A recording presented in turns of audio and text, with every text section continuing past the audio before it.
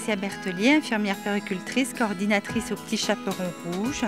J'anime aujourd'hui au Salon Baby une conférence sur la socialisation des enfants de moins de 3 ans. Dès sa naissance, l'enfant va arriver dans un petit groupe social qui est composé de son père, sa mère, ses grands-parents, ses frères et sœurs.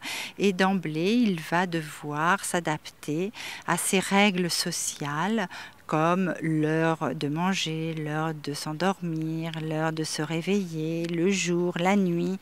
Et ça, petit à petit, il va acquérir ces prémices qui vont lui montrer que la vie est composée de limites et de règles sociales pour pouvoir vivre en collectivité.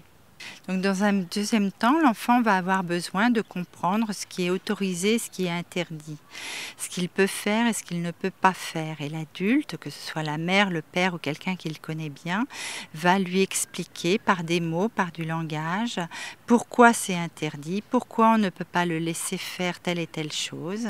Et ce qui est interdit tout particulièrement, c'est de faire mal à l'autre ou de se faire mal lui-même.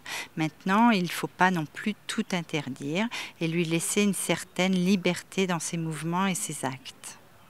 Donc l'enfant qui va grandir, il va atteindre les 2-3 ans, période d'opposition qui est indispensable pour se structurer.